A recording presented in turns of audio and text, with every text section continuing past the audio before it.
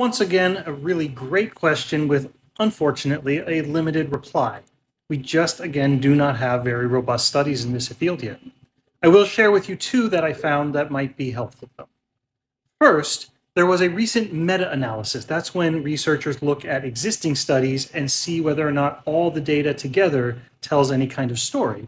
And what they found in this particular analysis was that after all of the corrections and associations, there was a significant, consistent association between not breastfeeding and future ASD diagnoses. So the group that was breastfed in all of these different studies would tend to have lower incidence of diagnoses of autism than the non-breastfed group. Now, the researchers acknowledge that this is just associative, so this is an example of correlation does not equal causation, and they state there is no causal link that can be determined, only their own assumptions. Second was a study that tried to look at, in a more case study basis, parents of kids that had ASD diagnoses and asked them to think back to when they were breastfeeding and report.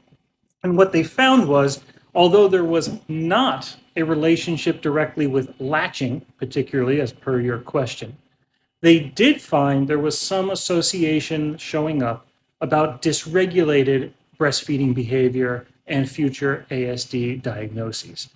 In particular, one that they noticed was that that group of kids tended to have an increased incidence of not letting go. So they would latch and stay latched even after they had had enough to drink.